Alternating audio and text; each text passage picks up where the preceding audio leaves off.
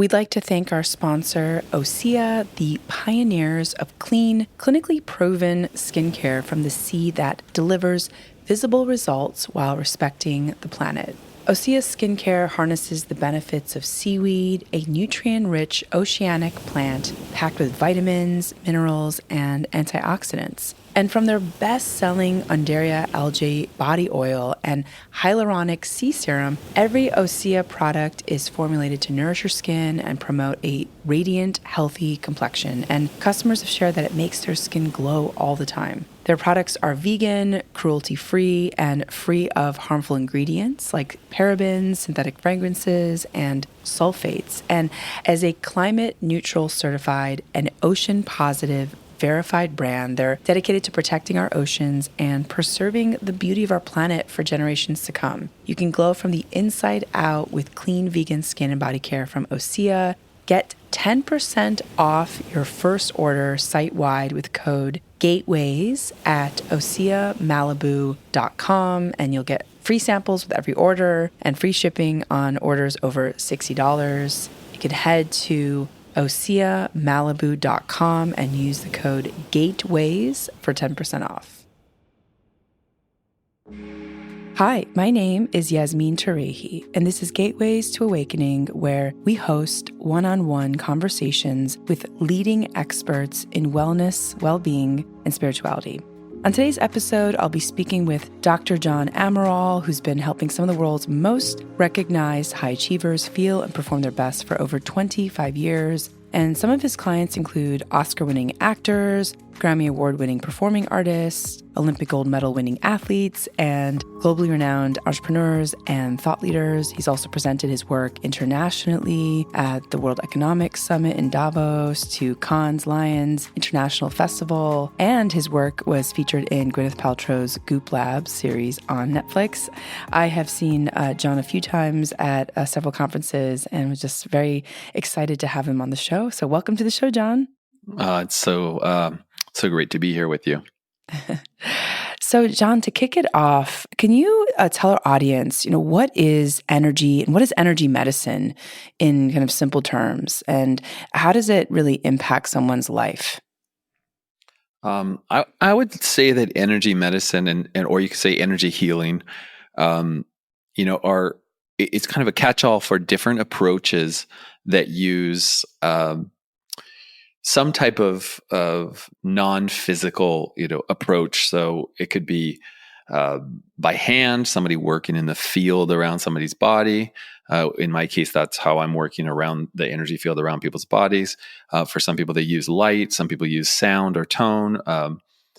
You can use devices that use frequencies, etc. But it's the approach that is seeking to affect the body's physiology, biology, and function through some type of energetic method, and then what it can do. I mean, there are many different approaches and many different modalities of kind of energetic approaches, but it can help the healing of the body through kicking in, different mechanisms, the immune system. It can help to kind of clear or open up channels. In many different traditions, there's what's called the nadis or the meridian system that runs through the body. So it's kind of opening or clearing up those channels. It can be working with the energy centers, also called chakras, which are related to different aspects of our consciousness, and help people have more clarity and more focus and more creativity and more kind of awareness on multiple levels. There are a lot of different sort of elements, but it's depending on which type of energetic approach you're using and for what particular purpose, because there are a lot of different reasons why you might be working with someone energetically, and we can talk about that, whether it's performance, whether it's for healing, whether it's for someone who underwent or is experiencing trauma, or someone who's just wanting to optimize, or someone who's wanting to increase their awareness and have a more transcendent or kind of spiritual awareness. There are a lot of different areas, and depending on the method, depending on the approach, depending on the objective, it can cover a lot of different areas of the human experience for sure.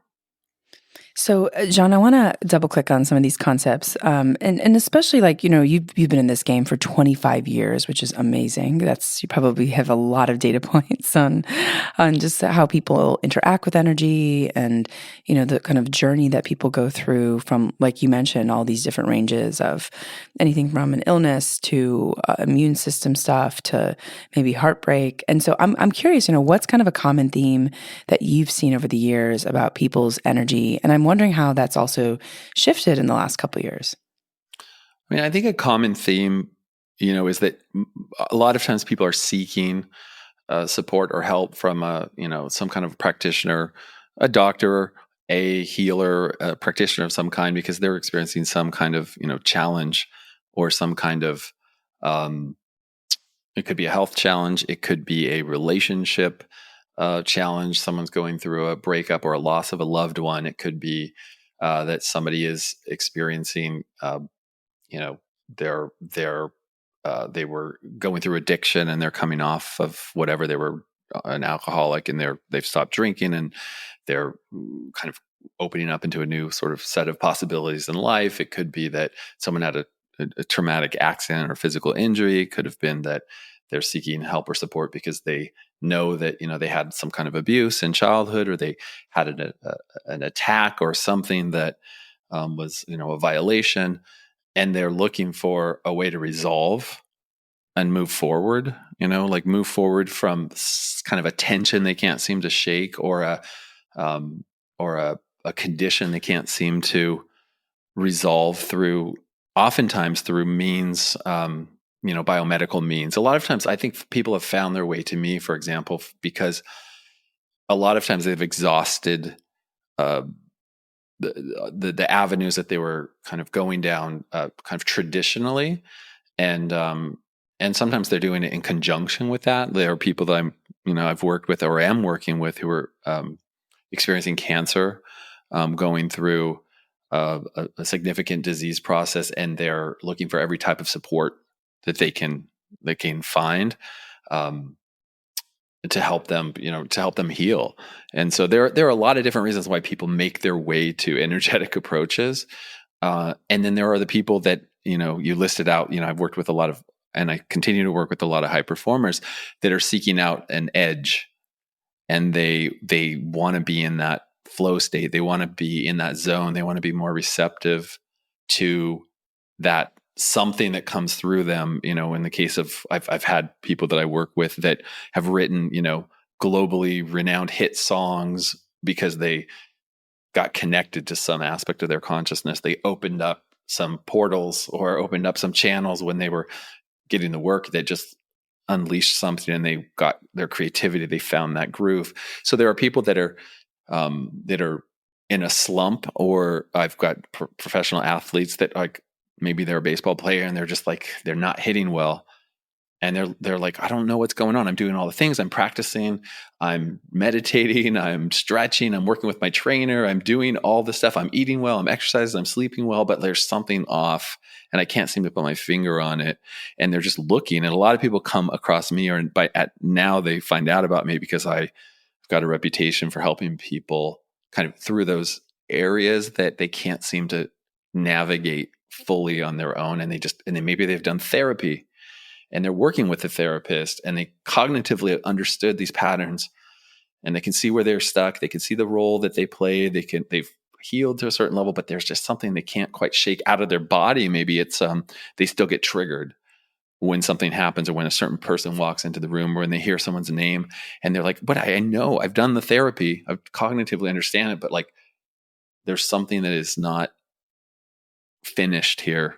How do I get this out of my energy system? How do I get this out of my body? How do I move forward? So those are all kind of, hopefully I covered a pretty wide variety, but those are typically the kinds of situations I see a lot. Amazing. And, when you do your work, do you kind of do it, is it different each time? Do you lead people through a meditation or visualization, or do you just do kind of like the remote healing piece? So I've developed a number of ways to work with people over the decades. I started out with a practice. My degree is chiropractic, so I was doing hands-on work with people. And at one point, I was seeing up to like 100 people a day in a very, very busy practice where I'd see like 5 or 6 people on different tables in different rooms, and I'd be moving around to different rooms. So I saw a lot of patterns over the years. I'd see a family. I'd have a whole family of like 5 people all at the same time on different tables, and I'd be working with them, and I'd see that, when I worked on one of the family members, all the family members would like take a breath at the same time. You would see these patterns of how we're all interconnected. And that's where I started to see, energetically, there's something going on outside of someone's body, that's affecting the other people. And let me see what the pattern is. So I worked in that way for many, many years. We've done retreats and events where I work on people actually physically and energetically work on people on tables still. I still do that work. I still do some private work with people, immersive intensives where I'm working and I'm talking with them and I'm working with them one-on-one. And that's really limited now. And then I'm doing a lot of guiding people to better understand their energetic system and start to learn different tools and practices that they can do on their own more and more, because there's more scale to that. I can reach more people by teaching people how they can tap into their energy system. So I'm putting a lot of my main focus now at this point in my life is in teaching people how they can utilize something I call their energy blueprint, how your energetic system, kind of like your DNA, you have your genetic code. You also have an energetic kind of code or blueprint. And I'm helping people to understand what that is, how it works, and how they can optimize it. So those are more self-directed and self-healing kind of practices that I'm teaching people as well. That's cool. So, it seems like, people, if they do enough, these practices and tap into that kind of innate wisdom, that they can heal themselves. Do you think everyone is kind of born a healer? And I'm curious, what distinguishes people that can easily kind of tap into their energy bodies or energy blueprints and others who can't? I think we all do in different capacities and with different levels of awareness. Some people have very, very, very high sensitivity to the more subtle, we call it the subtle body, or the more subtle fields. There's energy around us. I mean, it's aspects of it are measurable. You can measure for example, the energy. There's a field, the electromagnetic field of the heart, that's several feet or more off the body that very specific instruments can pick up. But our perceptual apparatus, our 5 senses, and then there's that some other, you might call it your 6th sense, your ability to feel or sense something that exists, but you can't quite measure it with instruments. All of that, everybody has different capabilities naturally in that area, and some of it's through conditioning. Some people experience a very stressful or traumatic childhood, and they developed these high. Some people call it high sense perception, but this extra sort of really, really highly kind of tuned in sensitivity to kind of what's going on in the environment, what's happening with other people. And that can be a sort of a byproduct of needing to develop that because you were trying to protect yourself and stay safe. So you develop these high sensory capabilities. At the same time, some people are still kind of locked in trauma, and they have high sensitivity, but then their body is also frozen in fear. And that can be I see a lot of people like that are very, very sensitive and also very, very, in a protection mode. And so some people have developed it through conditioning and through traumas and experiences, and other people have been desensitized from having it, because we all have the natural capability to heal. We all have the natural capability to tune into and be a healer actually for other people. But a lot of us get desensitized or conditioned to not feel and not sense those things. And so we kind of learn over time that some of the things that we're feeling aren't happening. And so it can go either way. Sometimes since the sensitivity is increased and people's healing capabilities and awarenesses get heightened, and other times they get dimmed. through conditioning, but everybody has the capability somewhere in them well, we all have the capability to heal ourselves because we're constantly regenerating our bodies. I mean, every day, a few hundred, billion cells are getting replaced over and over. We're constant, about 1% of our body every day is basically getting, replaced. So we're constantly healing ourselves innately, but we have the ability to really do it better, to make the next iteration or the next version of ourselves healthier.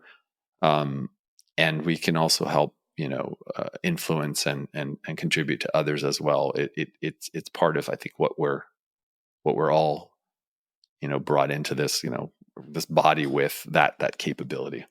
Yeah, it's it's a powerful tool, and it's interesting because I think I love what you said, that people either developed an oversensitivity or like completely turned themselves off, and it's just fascinating because I feel like that's definitely been like anecdotally the case from what I've seen as well. In your website, you also say people are made of energy, and I know we spoke a little bit briefly about this in the beginning, but what do you mean by that exactly? Well, I mean, I think if we think about just the nature of the universe and what this universe consists of, it's about it's like 94.6% energy and only about 4.6% matter. So we really we live in a very we are part of, we are made of energy. I mean, it's almost all energy, and even the matter of our bodies, the molecules of our bodies, are fundamentally at the most subatomic level are energy as well. You think about like a DNA molecule that makes up our our genetic material. It's about 1,000,000 times smaller than a grain of sand, and then an atom is like 40 times smaller than a DNA molecule, and then a proton, which is like at the center of an atom, is about 60,000 times smaller than the atom. It's this tiny little, the atom is mostly space and basically energy. And then inside the proton, which is at the center of the atom, which is mostly space and energy, that's our quarks. And those are like 2,000 times smaller than the proton. And I think it just goes on and on to infinity in all directions. It's like you can go smaller and smaller and smaller and larger and larger and larger. You get out, into this universe that's these giant stars that are, hydrogen and helium, and they're gases and their energy. The whole universe is this energetic place. I mean, we're literally made of energy, and the matter, that 4.6% of our bodies that's actually made of matter, is like exploded stardust. It's the stuff from out in the universe from these these gaseous and other space materials that then have been like somehow organized and formed into this body. So it's pretty wild. And I think because we are energy, we are made of energy. We experience a world that seems very solid. We go, well, I can't put my hand through the the table in front of me. If I push it down, it doesn't go right through it. If I'm energy, why doesn't that happen? Well, in physics, that we would say the truth is that the fields of the electrons in your hands can't occupy the fields of the electrons in the table at the same time, and they just repel each other. So it's just energy pushing energy away. It isn't actually or not able to occupy the same space. And I think that the point of all that is that we are energy. Everything is energy, even the things that seem solid. Is just that everything can actually, because it is energy, everything can. It's a lot more malleable and changeable than oftentimes we think, especially living systems. Things can change a lot more quickly, and it's possible to change them a lot more easily than oftentimes we would think, because they just seem so solid and so material and so real. So when I say like everything is energy, we're all energy, it's to get across the point that everything that seems solid and material and hard and real actually at its fundamental level is vibrating patterns of energy, and it's all a lot more malleable and changeable than we might have been taught. So that points for me is really exciting, right? Because I think for people listening, like you said, many people sort of have bought into the belief that we live in this fixed universe, that cause and effect, everything's linear. And so, I'd like to understand if you can share, how can we actually help ourselves change our environment? And I'm also curious, how important are our thoughts from your point Mhm. of view? Well, I mean, I think we've probably in the since the mid 1900s, the whole field of like epigenetics has really expanded. It's and especially the later 1900s and into this century. It's like we're looking at the effect of the environment and the thoughts and the emotions and the conditions that we're immersed in and how that affects our genetic expression. Because in the past it was just thought that your genetic material was your genetic material, your DNA was your DNA, your genetic code was just the way it was, and however it expressed was just that was your you kind of like your lot in life. That was your draw, and that's what you got. But we really now know that the environment and that environment includes the environment in our body, so our inner environment, and then the environment around us, and the thoughts and the beliefs and the rules and the cultural stories and the conditioning all play a role in what is going to physically express in our bodies, what aspects of our DNA actually express. So I feel that that's becoming more and more mainstream. And people are recognizing, you know what, I actually I can I can interface with interface with my body in a different way than I might have thought of before. Where in the past we kind of thought, well, our body, we can work on it, we can strengthen our muscles, and we can put good quality food into it, and we can um, you know use it effectively.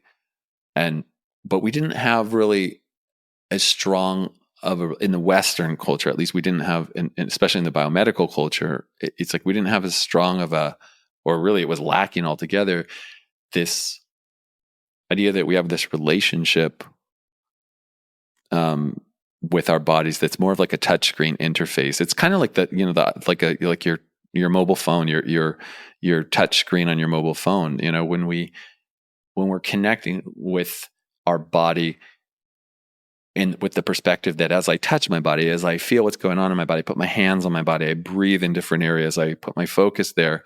It's like I'm touching the screen on my phone and I'm activating different um, hardware mechanisms that are activating different software that's activating different information that's in the cloud, that's in the Wi-Fi, around me. So I'm picking up information that's outside my body and I'm using that by interfacing and accessing my body directly. And so our body is, I think we're starting to recognize it more as an interface, as like a touch screen to the universe, rather than the universe is outside me. I'm inside my body and I'm kind of walking around in this universe out there. Uh, because as we learn more, and as we learn more on the biomedical side about energy and the role of energy and consciousness and with the formation of the physical body, we're learning more and more things that were discussed like over 3, 4, 5,000 years ago in ancient Vedic texts, and in Chinese medicine, and these concepts that that our consciousness isn't just relegated to being inside of our bodies or inside of our head somewhere. That consciousness exists somehow. It's throughout our bodies, but it's out beyond as well. And I think we're getting into this very interesting time where that's starting to show up and be understood a little bit more in the West. Yes. Yeah.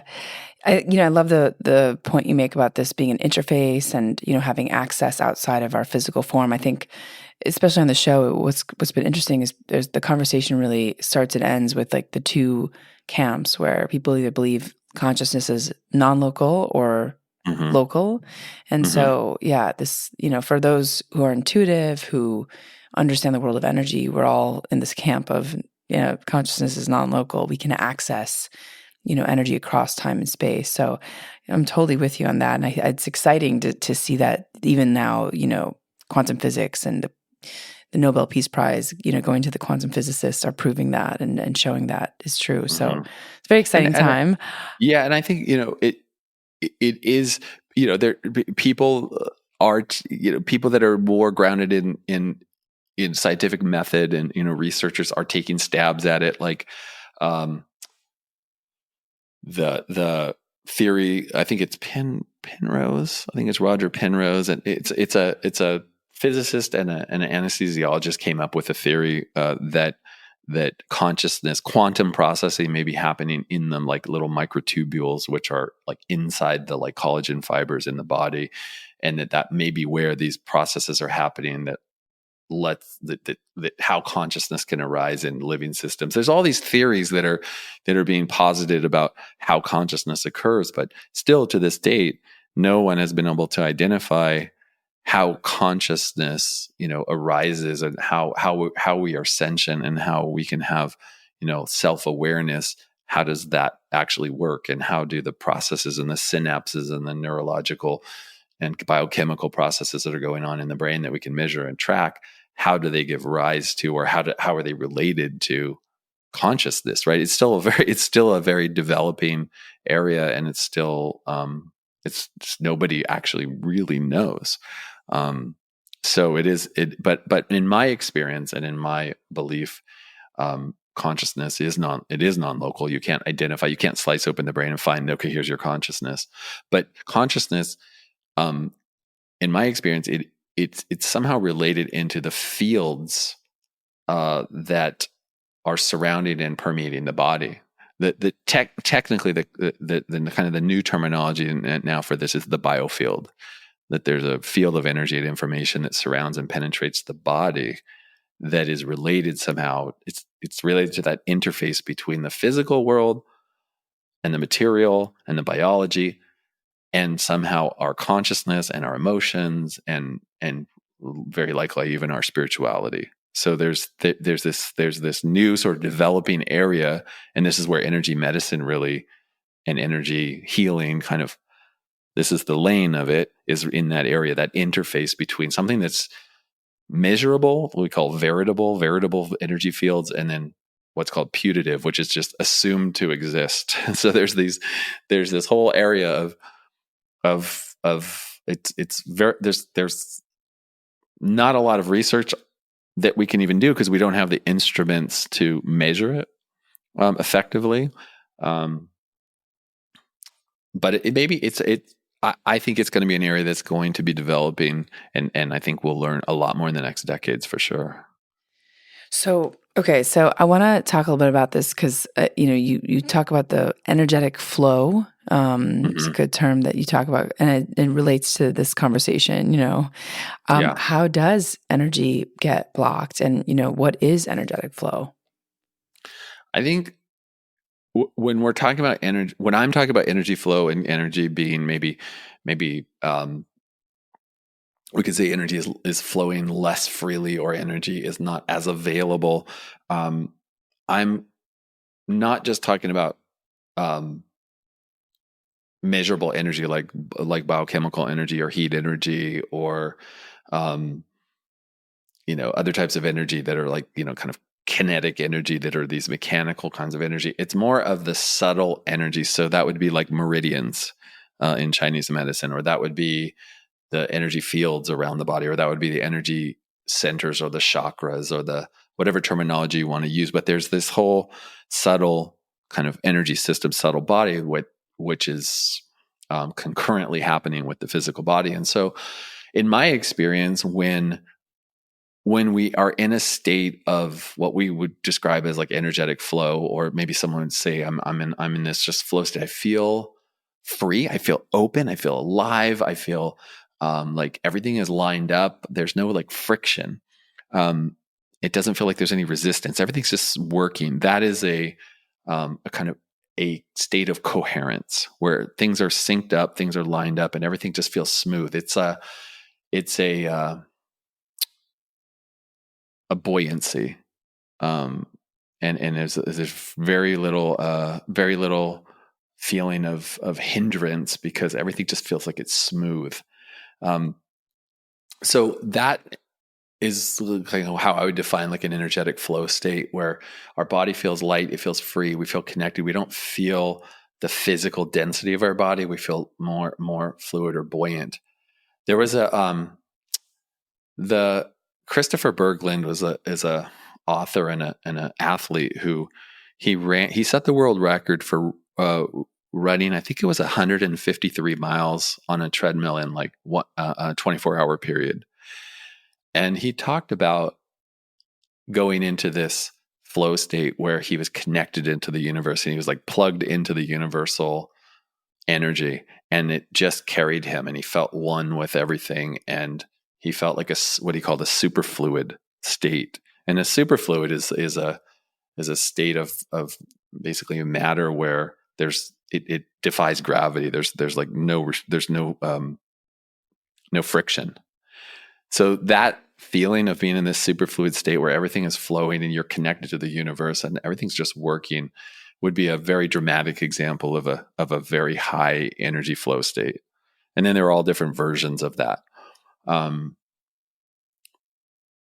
then when we feel restricted, like we're blocked, I wouldn't say that energy is blocked because there's something in the way hindering it, like there's a actual physical block. It's more of a distortion that we do as we adapt to different stresses and traumas in our experience of life, whether it's real or perceived, and our body starts taking on these different adaptations, which then binds up energy. So energy can build up in the muscles and tendons when we're experiencing strong emotions that we're either not connected to, or we don't feel safe to, or have the capability in that moment to express. And energy can bind up and lock up or hold in the actual physical tissues of the muscles and the tendons in the body.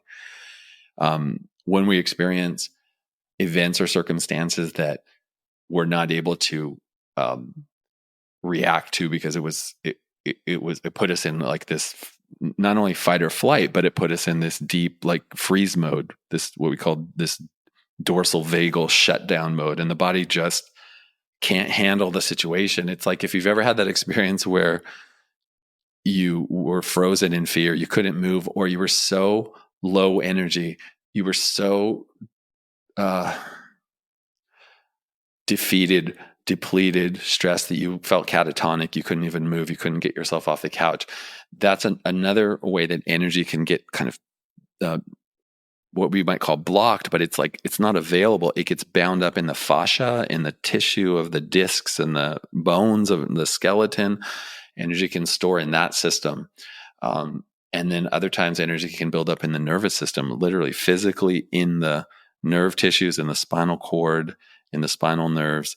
And we can like create tension in those nerve tissues when we're experiencing mental stress that we can't seem to resolve in some way. If you're sitting there for hours and you're trying to figure out a solution to a problem and you're just so stressed, and you can feel kind of a tightness, a winding up, a tension in your body, that is an actual physical stretching of the nerve tissues inside your spinal cord and inside your body. So dropping out of that like flow state and feeling bound up and stuck and locked and restricted is not just a sort of a psychological thing. It actually has physical repercussions. A loss of coherence, a loss of flow also equates to a increased density, an increased contraction, and an increased inhibition of the free expression of energy moving through your body. And for me, the work that I'm doing, whether I'm working with someone one-on-one or in a group, or I'm actually just guiding someone with processes and exercises, is to begin to identify where is energy freely moving, where is there a resource for you to connect and feel more open and feel more flow, and then also where might it be restricted, what parts of your body might it be held in, and how do you liberate those? So more liberated energy means more freedom, more creativity, more flow, more ease. More restriction, more inhibition of flow equates to more of a feeling of density. We feel more material, more physical, rather than more energetic and more light and more free. So I'm always looking to see how do we be in our body, connected to our body, recognizing that we are physical. We do have a physical material body. Yes, we're made of energy, but there are very physical, structures and tissues involved here. But how do we feel and experience the energetic nature concurrently with the feeling of I am embodied and I'm connected to my body, and they both have value. I am a physical being. I am incarnated in this body, but also I am an energetic being. And to be able to hold that and feel that is, I think it's incredibly powerful. That's the energetic flow state to me. So, yeah, I really appreciate the way that you articulate this, where, it seems like we have to be grounded and remember that we are in this vehicle in this lifetime. And yet we want the energy to flow and not get stuck and stagnant in certain spaces and places. And even just you saying that was like such a beautiful reminder of how easily we can get distracted, like by thoughts or, sensations, and just let it sit there, as opposed to this, even just the visualization of flow within the body is just feels so relaxing. It's just, and it also, I think, forces you to sort of become connected to the field when you're in that space of flow, which is a very powerful place. So yeah, I just wanted to acknowledge that. And I'm curious, John, for you, when you encounter moments in which you find a blockage within yourself, or maybe there's a person you're dealing with that's specifically just especially hard, how do you manage or handle those moments, or do you not have those moments anymore? No, I think I have those moments. So I think, when I'm working with someone, at this point, it's been again, almost, well, it's really closer to 3 decades now. But I've encountered so many different patterns and so many different configurations and different tendencies and things that I recognize when I'm working with people, and I can guide someone to a resource in a way. When I say a resource, it's just a place of possibility, whether that's noticing where their breath is moving in their body versus where it's not, or just helping someone recognize, well, I'm not really breathing, and where do you notice, where do you feel like you can breathe in, or where do you feel like you can touch your body or put your hands or put your focus that actually feels good versus that just feels neutral or blocked or bad. So I can guide someone with focus. I can help them to focus in a different way. I can touch or put focus with my own intent and my own, physical touch, or working in a field around their body in a certain area to help bring an increased awareness to a place that's flowing or working. Because even when everything feels challenging and it feels like a struggle and it's not flowing and it feels difficult, there's always some place or some region, whether it's in our body, around our body, somewhere far off of our body, where if we can tap into that, if we can bring our awareness there, or if we can bring physical touch there, or if we can bring our breath into that area, there's always going to be somewhere that's working. It's like the yin yang symbol, where you have a little dot of the white and the black and a little dot of the black and the white. There's always going to be a little bit of one and the other. And so even when everything is super stressed and someone's very, very challenged, there's still going to be some place of access, a place of freedom, or a place of flow. And I'm always looking for that when I'm working with people, or I'm helping guide them to find that in themselves. And it's pretty amazing, because the system, our systems they're non-linear, meaning a tiny input into one area can have a global response. It's like the butterfly called the butterfly effect sometimes, in a non-linear system. Like a butterfly flaps its wings off the coast of Japan, and that can it has an influence on the weather patterns in California. Right? Everything is so little initial changes can create very large shifts. And so when I'm working with people, or I'm working with myself, and I feel stuck or I feel challenged, I always want to acknowledge that. I don't want to just pretend like what I'm feeling or experiencing isn't happening and to go, oh, let me go to where it feels good. I want to acknowledge and find, okay, what am I feeling? What's going on? I want to identify that. And then I want to find some kind of resource, some kind of place of flow or freedom or possibility that I can then tap into, and then I can bring that resource to the place that's more challenged. So my approach, in whatever way I'm working with people or in my own life, I'm always looking for, okay, what's going on? What am I feeling? I want to bring awareness. I want to bring awareness to what I'm feeling, whether it feels good or feels bad, whatever it feels like. I want to recognize it, and then I want to say, okay, where can I, what can I tap into, or where do I need to put my focus and awareness and attention in order to find more energy? Because when you bring more energy and more awareness to a situation, it starts very rapidly kind of reorganizing or shifting the situation. So that's a way I think about it. Like, the fields around people's bodies are free flowing energy. I mean, some parts of their fields may be more energized and more free or more flowing, depending on how someone's kind of wired. That's your energy blueprint.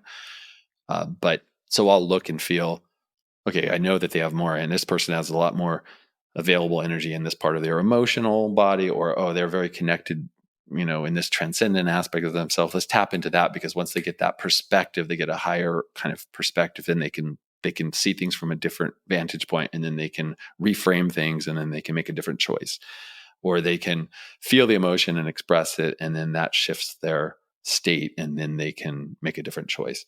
So how do we bring more awareness so that somebody can make healthier choices because they're more connected, and then they have a resource that they can draw from, rather than getting focusing on the stuck areas, the bound up areas, the restricted areas, and trying to break through or make something change from that stuck state, which is just doesn't work. Yeah. It's so interesting, John, as you're talking, I was thinking this concept of stagnant, blocked energy are kind of like anchors. They sort of actually limit your, I think, capacity to, like you said, flow, and also it increases the time I think it takes to get stuff done. Yeah. I'm just the way. Yeah, I was just sort of seeing stagnant energy thought forms that run incessantly are just hooking you in a time lapse. In some kind of I've identified, in working with people over many years, there are very specific patterns that serve as anchors, where there's a physical anchoring as part of an adaptive mechanism the body does. There are specific physical patterns that get anchored, and they will, for example, pull on the spinal cord. Like when you undergo a certain, let's say you're stressed out about a deadline, and you're anxious about time and time pressure. You just brought in time. So there's a time pressure thing, and you feel like, I don't know if I can get this all done. How am I going to get it all done in time? Or what's going to happen? There's uncertainty about the future.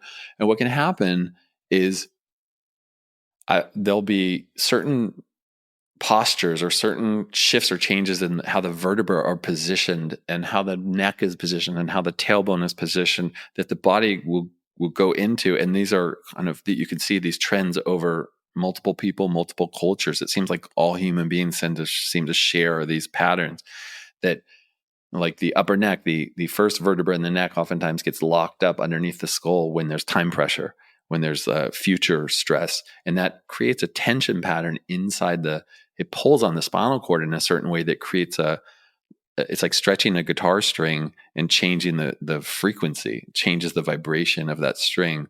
The whole spinal cord can be pulled in different ways, and depending on which pattern is anchored there, which vertebra are pulling on it or pushing on it, and it can create these global patterns. And so there's one that's tied into the stress around the future. There's one that's tied into overcompensating with your mind when you're feeling intense emotions and you're not able to connect to them or express them. That involves another region of the neck, or feeling violated or victimized, or feeling like overly responsible with duties and responsibilities. That has a different anchoring pattern in the pelvis. And there are these physical patterns that relate to also the energetic centers in those areas of the body. So you might have your throat area, which is the fifth chakra, or Vishuddhi, they call it in that Hindu tradition. And that is connected to and tied into the expression of your higher kind of your voice and your higher attributes of your being. And that can be restricted or inhibited energetically and emotionally. There's a relationship. And I've found that there's a physical relationship too, because the body will, like the vertebra will lock up or hold in that region. And I'll find when I take a history and I'm talking to someone who had an experience where they felt betrayed or victimized or violated in a certain situation, and they're holding that pattern in their neck in a certain position, it's anchored there, and then they haven't been able to process or fully resolve that situation, and they haven't been able to forgive, and they haven't been able to move on. And then we unwind that anchor and it releases, and then suddenly there's no more anchor there, and they completely experience that situation or person in a different light. So those are some of the ways that the physical pattern and an energetic and an emotional can all like be linked together, held or anchored in a certain region or regions of the body. It's very interesting. So cool. Yeah. Especially since you have like this training as a chiropractor and you understand, the Chinese meridian systems and how all the energy centers work together on top of understanding energy itself, is really intriguing, because you can almost see like the map of where things are stuck. And, that's so cool. I've seen that. What I've recognized more and more over time because I started from a chiropractic foundation, and I was looking at more the mechanics in the spine and the structure and see how the posture changes and adapts to different types of stress. And then I started learning more about the energetic system, like traditionally. So that there were energy meridians that are running through concurrent with the nerves and the vasculature. It's almost like imagine a whole system of like a vascular system, like blood vessels, but they're not blood vessels. They're invisible energy channels that you can't, measure, but they run beneath the surface of the skin in the fascia. And that's where, when acupuncturists or acupressure, you're working with those meridians. So these different channels and things I learned about after I was, already working with the physical system. And I just saw over more and more time that the energetic system is like a template. The field and the fields like within and around the body, the electromagnetic fields and these other subtle fields, they are like a template for how the patterns are going to play out in the body. And I went from a more mechanical, physical perspective to energy is actually shaping. Energy and fields and the consciousness that's tied into them are shaping the physical reality. And if we work there, if we go to the energy and the consciousness part, we become more aware and we start tapping into new sources of energy and utilize energy more effectively, the physical reality changes very, very rapidly. And it's so much easier to go from that approach than try to just move things from the density of the material world and physically change things.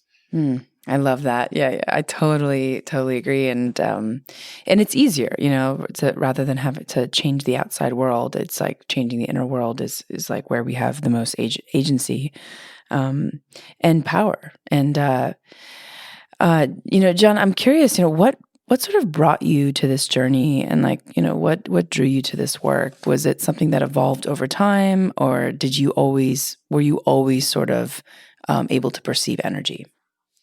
No, it definitely evolved over time. I did not have a special gift that I was aware of growing up or anything. It wasn't like I saw, visions of things and I knew and felt and was called. None of that. I actually was very, very unaware.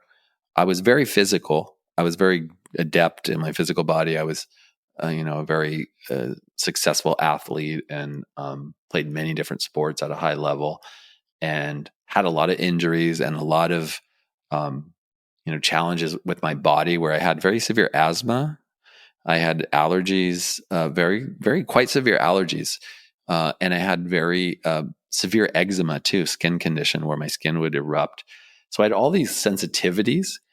So really I was a very sensitive, but I didn't know. I was expressing them through my body because I wasn't connected to really what I was feeling, and I didn't have any context or any help understanding things that were going on. And in my family, we really didn't at all discuss anything emotionally.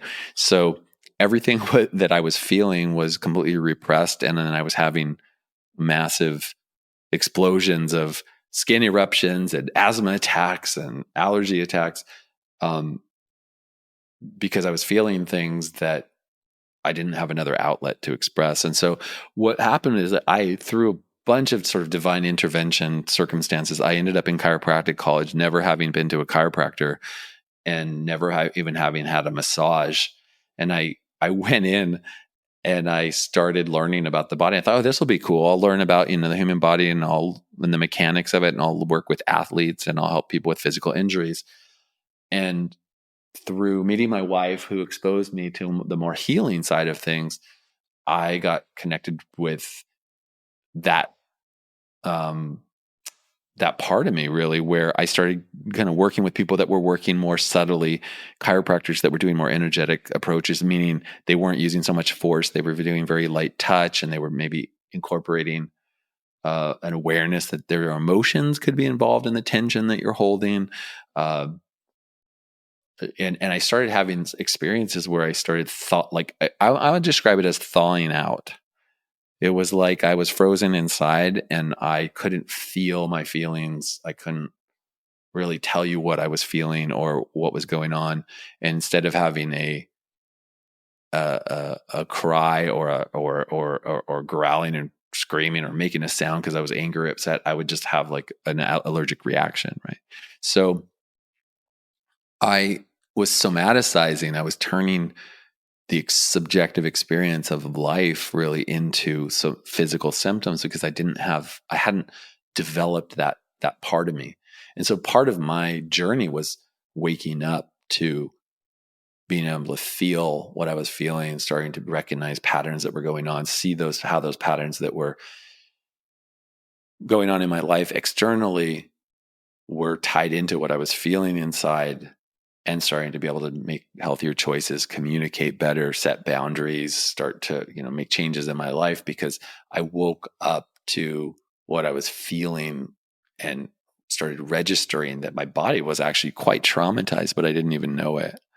And so that was my journey, was thawing out from a frozen sort of fight or flight freeze body, and then waking up more and more to subtle sensations of feelings and feedback, and starting to have my body be a place of not a place that I was trying to get out of by taking my focus away from it and going to do something physical, but by being able to sit with myself, being able to meditate, being able to let down and rest and recover, and give my body what it needed and stop doing things to my body that it really didn't want.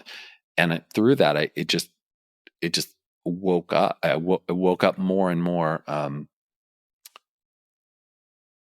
sensitivity, because if you really listen to your body and you stop pushing it to the point where it's constantly in stress, then your sensitivity increases, and all of your higher capacities get enhanced.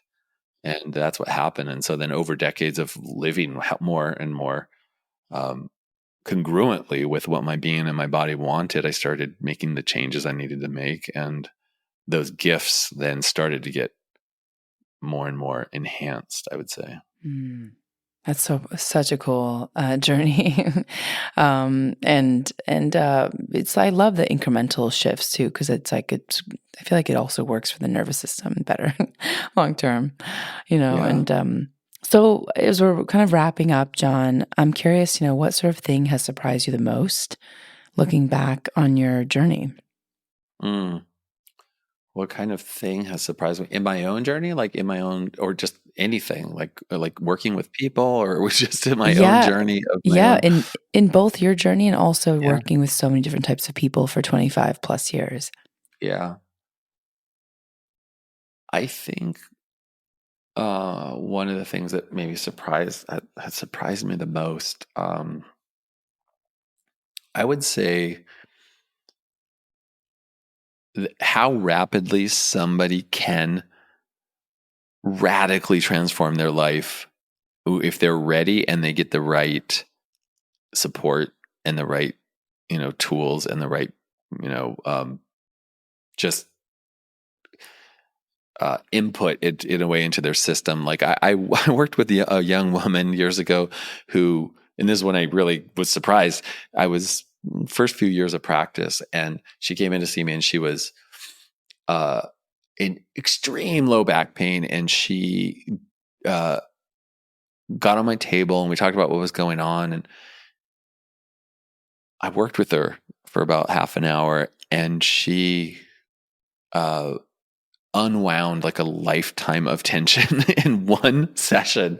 It was dramatic, and she was crying and sobbing and laughing, and it was like all the tension in her body and all the tension in her back completely just melted away, and it went from a hard, stiff, locked up, protected shell armor to just supple and soft and fluid, and everything was flowing in her. She was open, and she left that session. She went home, and she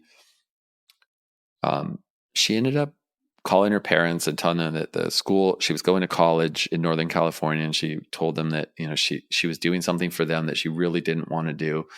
And she was just like locked into the rules in her mind, and she was miserable. She talked to her fiance who they had been just not really been like living like roommates or at that point, even though they were fiancés. And she said, you know what, this is like, we both know this isn't right. And so she dropped her out of school. She broke up with her fiance. She made a whole bunch of other changes. She signed up for a culinary institute in Italy, and she moved. And like 2 months, so I saw her one more time, and she had already made all these changes. And I got a email from her about 2.5 months later, and she was living in Italy. She had met someone. She was loving her life, right? So I was surprised at the time that somebody could, with the right input and the right holding that possibility, that someone whose life had really been off course of what was true for them could change so rapidly. And then there are other people that took 10, 15 years to just because I worked with people for long periods of time, sometimes over many, many years, but that they knew, they were aware that these changes needed to happen, but it took them a long time, several years, 3, 4, 5 years to like finally make those changes. And sometimes I was surprised at how slowly it needed to unfold for them. But ultimately, it's kind of what's surprising is that it can be instant and it can be a long journey, but moving you toward the direction that you need to go. And everybody's got their own pace, and everyone's got their own reasons why they need to go at the pace they need to go at. But that if you do the work and you seek to become more aware and you seek to move in the direction of what your soul and your being really wants, that ultimately you will become more awake, and you will become more self-realized if you just like make a choice to move in that direction. Wow. So that's so beautiful, John. I really, really appreciate that story. And wow, it's amazing. I mean, just how quickly, like you said, things can change, just making that decision based on new energy coming in. So, and how slowly too, Yasmin, that sometimes it can change and be okay too. Yeah. That everything doesn't have to be that everything has to change right now. Sometimes it takes like months or years or decades to really unfurl and unfold and unravel a pattern. And that's okay too, because we could be in the grace of it and the acceptance of it, and in the compassion with ourselves sometimes because sometimes it just takes us time. We're struggling with things, and it takes us some time to get to the point where we can finally make the choice. But really, when things do really, when that shift happens, it's like it's instantly happens. We know, and it might take time to unfold it, like let it emerge. But it's like once you know, now it's about, all right, how long is it going to take you to make that, to actually take action? Right. Oh, so good. John, this has been such a delightful conversation. I feel like we could have talked for Thank you. another couple hours, and I really appreciate you so much. Are there any resources that you can point folks to in order to learn more about your work, how to get connected with you? Yeah, I mean, you can go on johnamaral.com, and I have on there like a mini like free course on there that's like that people can do some exercises and processes. I talked about the energy blueprint, so there's some exercises that people can do by just downloading. They can just get put in their email, and then I think it lasts like 10 days, so people can do that. And if they want to, they can buy it for a pretty nominal amount to keep it and like redo the exercises. So that's one thing. So johnamaral.com, and then I would say that's where they can start. They can find out any other information just going to my website. Amazing. Amazing. And we'll include the website in the show notes for people to find as well. Yeah. Awesome. Okay. Well, thank you again so much for your time, John. This has been so lovely. And for our audience, thanks for joining and for listening in this episode. We learned about how to manage your energy with John Amaral. And you can tune into Gateways to Awakening, where we host one-on-one conversations with leading experts in wellness, well-being, and spirituality. Thanks again.